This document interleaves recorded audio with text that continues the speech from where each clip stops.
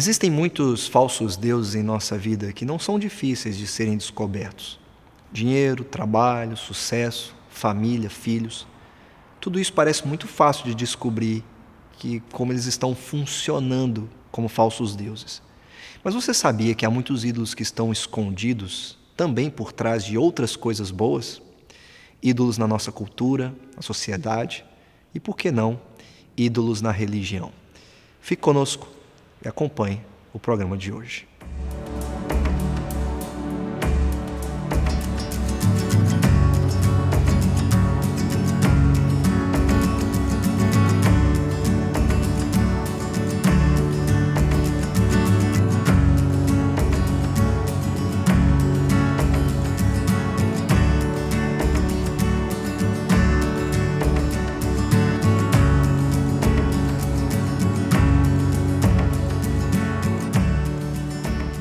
Olá, esse é o programa Fé para Hoje, um programa da Primeira Igreja Presbiteriana de Governador Valadares. E nessa série de programas nós estamos falando sobre a fábrica de ídolos em nosso coração. Tem um autor que diz que a cada era que nós vivemos, nós experimentamos esperanças fundamentais que descrevem esse momento que nós estamos vivendo. Durante a história já tivemos Deus, a nação e o próprio eu.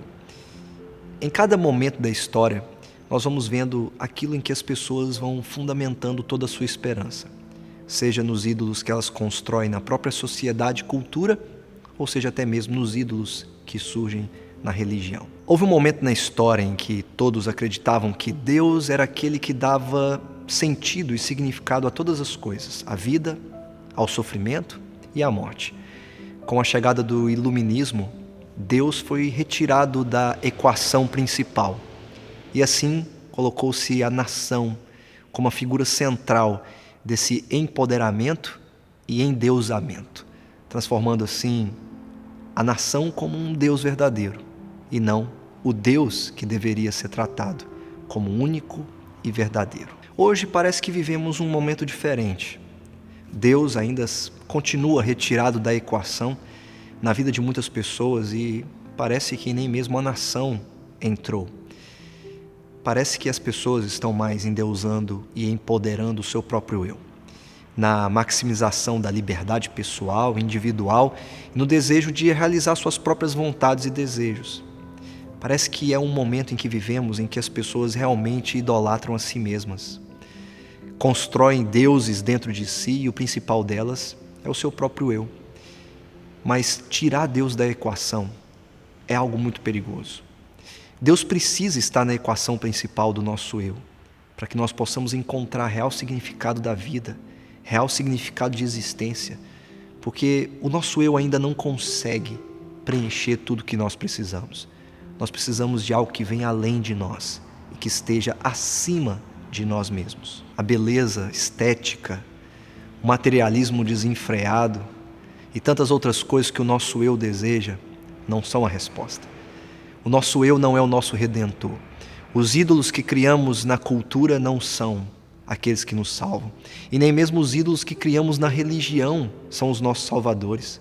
O verdadeiro salvador é Deus, que através de Jesus Cristo nos traz para Ele, para um verdadeiro relacionamento, e aonde o nosso eu encontra real significado.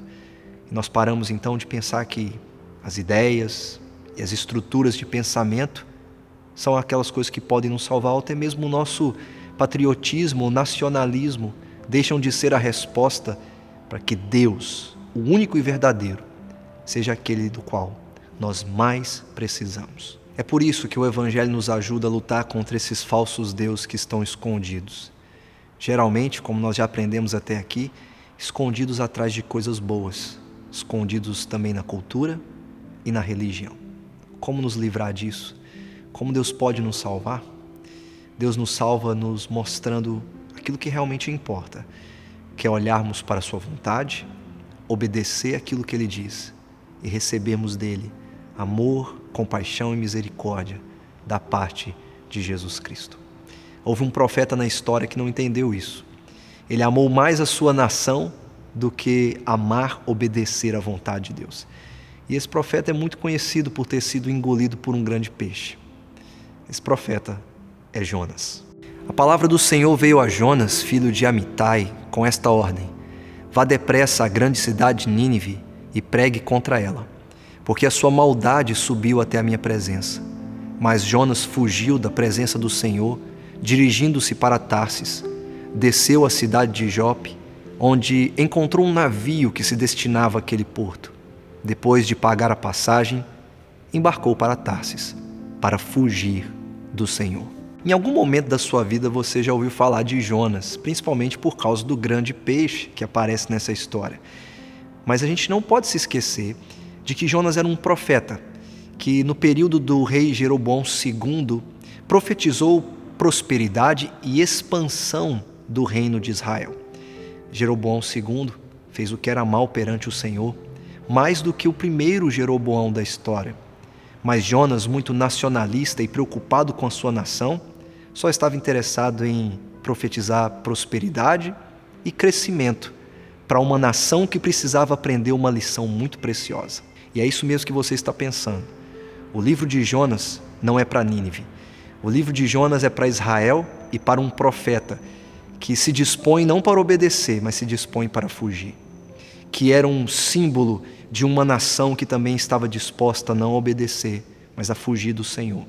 Do seu compromisso de abençoar as nações da terra, mas estavam muito mais comprometidos com seu próprio interesse de expansão e crescimento. Jonas é para nós um reflexo do que somos, pessoas que se dispõem para fugir, quando o que nós precisávamos fazer é obedecer ao Senhor. Jonas se dispôs para fugir. Ele amou mais a sua nação, mais os seus propósitos nacionalistas do que o próprio Deus. Jonas é aquilo que os provérbios de Salomão chamam de escarnecedor, aquele que se acha superior aos outros e não tem uma atitude de benevolência para com os outros. Jonas, mesmo depois de ser engolido e vomitado por um peixe, vai para Nínive, mas sem vontade de obedecer. Ele não tem nenhuma compaixão por aquela cidade, mas deseja ver o fogo de Deus descendo sobre ela. E Deus precisa ensinar a ele uma lição muito preciosa. Jonas, você não deveria amar como eu amo? Você não deveria fazer da minha vontade aquilo que mais importa para você? É uma lição para Jonas, é uma lição para Israel, é uma lição para todos nós. Quando um ídolo atinge o controle de seu coração, espalha todo um conjunto de falsas definições de sucesso e fracasso, de felicidade e tristeza. Ele redefine a realidade em seus próprios termos. Quase todo mundo acha que um Deus todo-poderoso de amor, paciência e compaixão é uma coisa boa, mas se por causa de seu ídolo, seu bem último é o poder e status de seu povo, então qualquer coisa que se coloque no caminho desse bem é ruim por definição.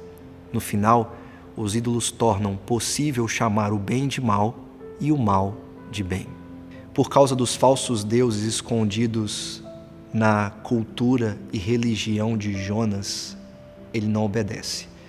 Ele transforma o que é bom em mal e o que é mal em bem, que é fugir e não obedecer ao Senhor.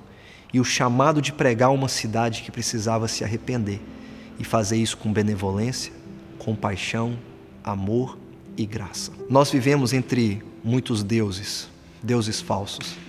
A resposta para Jonas não era um zelo pela nação ou um zelo pela religião. A resposta de Jonas era um zelo pela palavra de Deus e um zelo por obedecer. A resposta em um mundo entre deuses ou que vivemos entre deuses não é fugir, mas é ouvir o chamado e obedecer ao Senhor, que pela sua vontade quer nos usar para o benefício de outros, enquanto trabalhamos com compaixão, amor e bondade.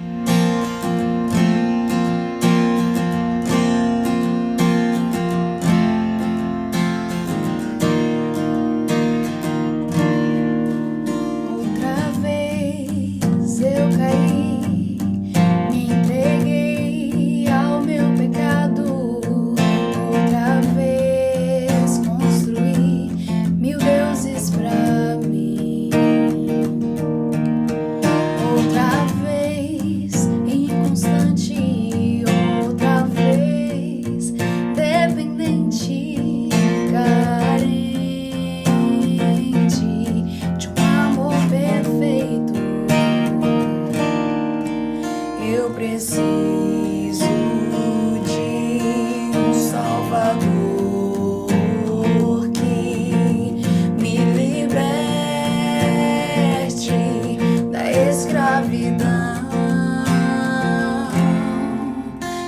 preciso de um redentor que me restaure a comunhão. Jesus, o Rei. Jesus, o Juiz. Louvor, honra e devoção ao Juiz perfeito Deus. Eu preciso de um Salvador que me liberte da escravidão. Eu preciso de um Redentor que me restaure a comunhão. Jesus, o Rei. Jesus, o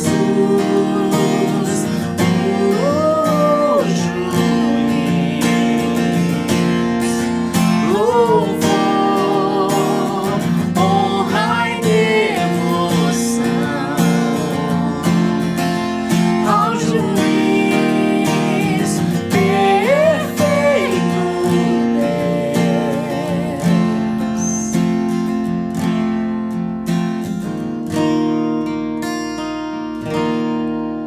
E os mil deuses meus se dissolvem em pó. Levantou o Juiz como o sol e pela sua força rompe as correntes em minhas mãos. Levantou o Juiz como o sol e pela sua força ele rompe as correntes em minhas mãos.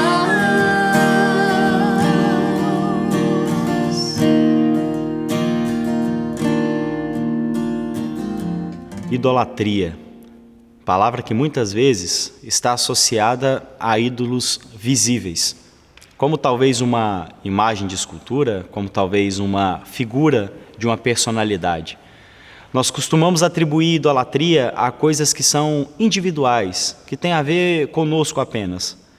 Muitas vezes somos tendenciosos a pensar que os ídolos se resumem a uma coisa ou uma pessoa específica. Mas e quando os ídolos em nossa vida transcendem esses limites e começam a se identificar não apenas com uma pessoa ou com uma figura, mas com pensamentos, ideologias, por que não também doutrinas e algum tipo de religiosidade? Às vezes, na tentativa de acreditar que aquilo que fazemos é algo piedoso e por algo que vale a pena lutar, nós nos entregamos a uma idolatria cultural ou religiosa sem sequer perceber que estamos fazendo isso. Isso é sutil e mais perigoso do que parece. Talvez você conheça a história de Jonas, um profeta chamado por Deus para pregar a uma cidade, Nínive, uma cidade que vivia vendida ao pecado e que não temia ao Senhor. Naquele tempo, Nínive era uma cidade com pouco mais de 100 mil habitantes. E Jonas era um homem muito patriota. Ele via a expansão da cidade onde morava como algo bom. E acontece que Deus chama esse homem para ir a Nínive e pregar. Dá a ele uma missão. Mas Jonas, quando chega ao porto, ao invés de tomar o navio para Nínive, vai para Tarsis. O que Jonas deseja fazer é fugir de algo que Deus o ordenou a fazer. Não porque talvez ele temesse pela própria vida, e pode ser que sim, mas fica muito claro no final do livro de Jonas o objetivo pelo qual ele foge daquilo que Deus havia ordenado fazer. Eu quero ler com você o capítulo 4 do livro do profeta Jonas, e relata mais ou menos assim: Jonas, porém, ficou profundamente descontente com isso e enfureceu-se. Ele orou ao Senhor: Senhor, não foi isso que eu disse quando ainda estava em casa? Foi por isso que me apressei em fugir para Tarsis. Eu sabia que tu és Deus misericordioso e compassivo, muito paciente, cheio de amor e que prometes castigar, mas depois te arrependes. Agora, Senhor, tira a minha vida, eu imploro, porque para mim é melhor morrer do que viver. O Senhor lhe respondeu: Você tem alguma razão para essa fúria? Jonas saiu e sentou-se num lugar a leste da cidade. Ali construiu para si um abrigo, sentou-se à sua sombra e esperou para ver o que aconteceria com a cidade. Então o Senhor Deus fez crescer uma planta sobre Jonas para dar sombra à sua cabeça e livrá-lo do calor, o que deu grande alegria a Jonas. Mas na madrugada do dia seguinte, Deus mandou uma lagarta atacar a planta e ela secou-se. Ao nascer do sol, Deus trouxe um vento oriental muito quente, e o sol bateu na cabeça de Jonas, ao ponto de ele quase desmaiar. Com isso, ele desejou morrer e disse: Para mim, seria melhor morrer do que viver. Mas Deus disse a Jonas: Você tem alguma razão para estar tão furioso por causa da planta? Respondeu ele: Sim, tenho, e estou furioso a ponto de querer morrer. Mas o Senhor lhe disse: Você tem pena dessa planta, embora não a tenha podado nem a tenha feito crescer. Ela nasceu numa noite e numa noite morreu. Contudo, Nínive tem mais de 120.000 pessoas que não sabem distinguir a mão direita da mão esquerda, além de muitos rebanhos. Não deveria eu ter pena dessa grande cidade? A grande verdade é que Jonas não queria ir até Nínive pregar porque havia uma idolatria cultural e nacional no coração dele. Pode ser que você talvez acredite que lutar pela sua nação ou por uma ideologia política que na nossa mentalidade faça com que tudo se resolva seja algo piedoso. Mas nós podemos de alguma maneira idolatrar isso. Quando Jonas é levado por Deus até Nínive, porque no caminho para Tarsis, onde ele fugia, ele é lançado ao mar, engolido por um peixe e depois vomitado na praia em Nínive, ele prega pelo curso de um dia e há conversão naquela cidade, por isso a sua ira. Por isso Jonas não queria pregar. E Deus diz a ele: eu não deveria ter misericórdia. E sabe por que no coração de Jonas a resposta era não? Porque ele idolatrava mais a expansão política, a expansão territorial, do que, na verdade, tinha um olhar piedoso para outra cidade. Às vezes, acreditamos que vale tudo em nome daquilo que defendemos, que não precisamos olhar com misericórdia para outras pessoas, que ao ver alguém com um posicionamento diferente do nosso ou com uma ideia diferente da nossa, o que mais nos importa é provar que aquela pessoa está errada, ao invés de fazer com que ela realmente reconheça quem é Cristo e o verdadeiro Evangelho. Às vezes, na luta por defender coisas que acreditamos, deixamos de falar daquilo que verdadeiramente tem poder de mudar e de transformar vidas. Isso é mais comum do que se parece. Isso não se aplica apenas ao meio político, ao meio cultural. Muitas vezes isso tem uma aplicação tão grande dentro da nossa vida religiosa. Quantas vezes estamos presos a ritualismos? Acreditamos que se dermos um passo a mais ou um passo a menos, estaremos cometendo um grande erro. Quantas vezes nos prendemos a rituais vazios e acreditamos que se nós deixarmos de cumprir um pouquinho de alguma coisa, nós estaremos pecando. Eu acho interessante quando os fariseus vão conversar com Jesus e dizem a ele: como os teus discípulos podem comer sem lavar as mãos? E Jesus, olhando para eles, diz assim: vocês estão muito presos a rituais vazios. O que contamina o homem não é o que entra, mas é o que sai do coração. As mãos sujas não revelam necessariamente um coração podre, assim como mãos limpas não revelam um coração puro. E às vezes acreditamos que somos bons e puros demais, porque temos um certo ritual que seguimos, mas o nosso coração já se entregou à idolatria há muito tempo. E ao invés de servirmos ao Senhor da igreja, servimos a rituais vazios, que de nada servem. Às vezes acreditamos que a verdadeira fé é exercida através da quantidade de presença nos cultos, mas deixamos de exercer uma verdadeira piedade, um amor verdadeiro ao próximo, e o nosso coração está totalmente longe do que deveria. Nós muitas vezes idolatramos ideologias, colocamos expectativas redentivas em linhas de pensamentos, em estruturas de pensamento. Se olhamos para o nosso tempo, Acreditamos que há redenção em coisas como o feminismo, há redenção em filosofias como carteiras políticas ou agendas políticas. Acreditamos que algumas correntes vão resolver tudo aquilo que imaginamos, mas nos esquecemos que não há redenção fora daquele que pode e que redime consigo mesmo todas as coisas através da sua obra na cruz. Talvez você tenha condenado ídolos que são figuras ou pessoas ao longo da sua vida. Mas eu quero desafiar você a um olhar diferente. Se pergunte se você não tem idolatrado outras coisas além disso. Questione a sua razão pela qual você participa das coisas que participa e defende as coisas que defende. Se pergunte se ao participar de debates, por exemplo, sejam de cunho social, político ou até mesmo religioso, se o objetivo que você tem em mente é realmente ganhar uma pessoa e tentar mostrar para ela que algo é melhor, ou apenas destruí-la, provar que ela está errada, ver que no fim das contas você tem razão e amaciar o seu ego. Se esse for o verdadeiro objetivo do seu coração, então aí reside uma idolatria. Se tudo aquilo que nós fazemos é simplesmente com um desejo de trazer a nosso conforto, então somos idólatras.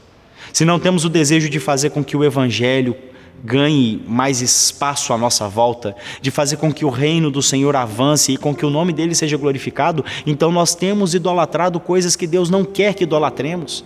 O nosso coração deveria pertencer a Ele, não a essas outras coisas. Eu sei que talvez possa parecer até um pouco estranho pensar que é possível participar de tantos trabalhos da igreja, tantos trabalhos religiosos, e ainda assim, no fim das contas, perceber que você pode ser um idólatra.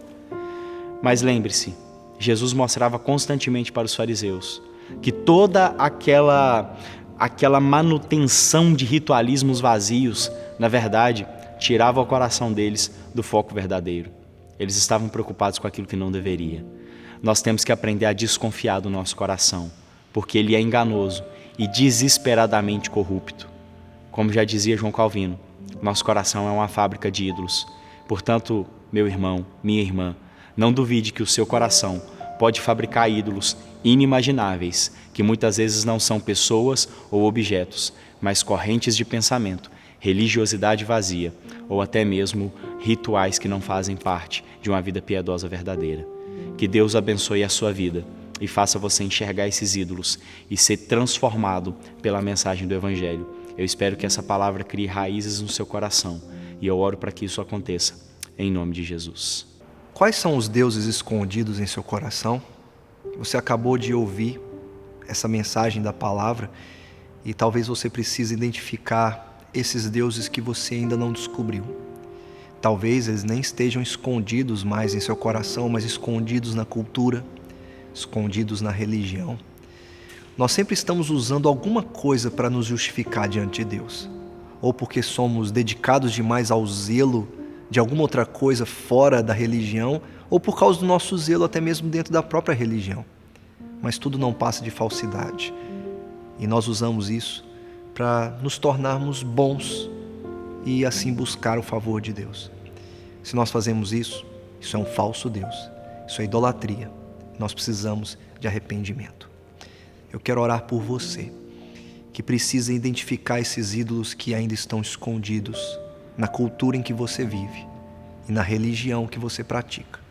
A verdadeira religião não se restringe apenas a um conjunto de regras, mas é socorrer os pobres e necessitados, é praticar a misericórdia, a compaixão e o perdão.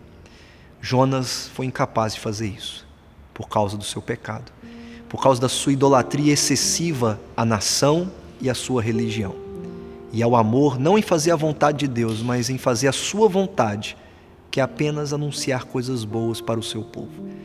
Deus não quer apenas nos dizer coisas boas, Deus quer nos dizer que somos pecadores, que precisamos identificar estes que estão escondidos, essas falsidades escondidas em nós, para que possamos nos arrepender e nos voltarmos para Ele. Eu quero orar por você, que precisa identificar esses ídolos escondidos e reconhecer que Deus fora da equação, você tem tudo a perder. Você tem tudo a cair em ruína e destruição. Vamos orar para que Deus esteja na equação principal da sua vida, de que Ele é quem realmente importa, de que Ele é que traz significado de existência e razão para viver na sua vida, em torno de quem você constrói tudo aquilo que você mais deseja. Você constrói a sua vida. Vamos orar. Senhor Deus, nós reconhecemos que há ainda muitos ídolos escondidos em nossa cultura, muitos ídolos escondidos em nossa religião, disfarçados de bons discursos e de boas estruturas de narrativas. Reconhecemos, ó Pai, que os nossos ídolos na religião estão muito bem disfarçados atrás de imagens muito boas e de personalidades que nos prometem tantas coisas. Por isso, ó Pai, nos ajude, que ao identificá-los nós possamos abandoná-los e não retirar o Senhor da equação principal da nossa vida, que é o motivo de nós existirmos. Que o Senhor, pela Tua graça em Jesus Cristo, nos ajude a encontrar estes ídolos e, ao encontrá-los, que o Senhor nos dê a força necessária para que possamos lutar contra eles, dependentes da Tua graça em Jesus Cristo. Ó Deus, nós somos muito bons em fugir, somos muito bons em fazer o que é mal, assim como Jonas. Por isso nos ensine, ó Pai, através da Tua graça, através da pergunta que o Senhor faz a nós: vocês não deveriam amar como eu amo? Ao abandonar os nossos ídolos, que sejamos refeitos à Tua imagem e semelhança, para que possamos ser compassivos como o Senhor é conosco, para que possamos perdoar como o Senhor nos perdoa, para que possamos amar como o Senhor nos ama, deixando os ídolos para trás, para que a nossa vida não seja uma vida de fuga, mas uma vida de obediência ao Senhor, que é quem realmente importa em toda a nossa vida. Que o Senhor sim abençoe aquele e aquela que nos ouve e que dê a eles, ó Pai, esta graça de serem transformados por Ti, em nome de Jesus. Amém e amém. Você deseja entrar em contato conosco, enviar o seu pedido de oração, pedir para fazer parte da nossa lista de transmissão? Basta você enviar uma mensagem de WhatsApp para o número que está aparecendo na sua tela. E é claro, você também pode acompanhar todas as atividades da nossa igreja e tudo aquilo que estamos fazendo pelas nossas redes sociais.